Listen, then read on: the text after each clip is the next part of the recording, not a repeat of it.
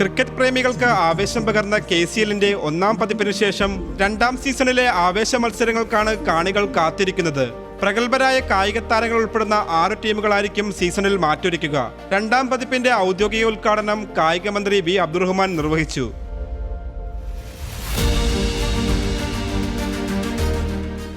കഴിഞ്ഞ വർഷം ആരംഭിച്ച ക്രിക്കറ്റ് ലീഗ് അത് കേരളത്തിലെ ക്രിക്കറ്റ് മേഖലയ്ക്ക്, ഈ കായിക മേഖലയ്ക്ക് വലിയ ആവേശം സമ്മാനിച്ചു എന്ന് നമുക്കറിയാം. കേരളത്തിലെ ഗവൺമെൻറ് ഇതിനെ സഹായിക്കുന്നത് കായിക വകുപ്പ് കായിക താരങ്ങളെ സൃഷ്ടിക്കുക എന്നുള്ളതാണ്. സഞ്ജുവിനെ പോലുള്ള, PR ശ്രീജേഷിനെ പോലുള്ള, IM വിജയനെ പോലുള്ള താരങ്ങളെ സൃഷ്ടിക്കാനാണ് കായിക വകുപ്പ് ശ്രമിക്കുന്നത്. ഇത്തവണ താരലേലത്തിൽ വമ്പൻ മൂല്യത്തിൽ കൊച്ചി ബ്ലൂ ടൈഗേഴ്സ് സ്വന്തമാക്കിയ സഞ്ജു സാംസണിന്റെ മിന്നും പ്രകടനമാണ് കാണികൾ ഉറ്റുനോക്കുന്നത്. 26 ലക്ഷത്തിലധികം മുടക്കിയാണ് കൊച്ചി ബ്ലൂ ടൈഗേഴ്സ് സഞ്ജുവിനെ ടീമിലെത്തിച്ചത്. KCL ആദ്യ സീസണിലെ കപ്പ് കൊല്ലം സെയിലേഴ്സാണ് സ്വന്തമാക്കിയത്.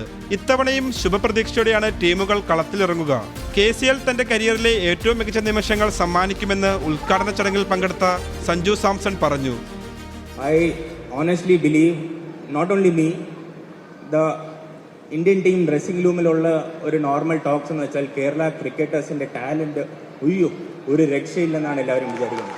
നമ്മുടെ ഭയങ്കര ഒരു വിചാരിക്കാത്ത അപ്പുറത്തുള്ള ലെവലിലുള്ള പൊട്ടൻഷ്യൽ നമ്മുടെ ഇവിടുത്തെ ക്രിക്കറ്റേഴ്സിനുണ്ട്.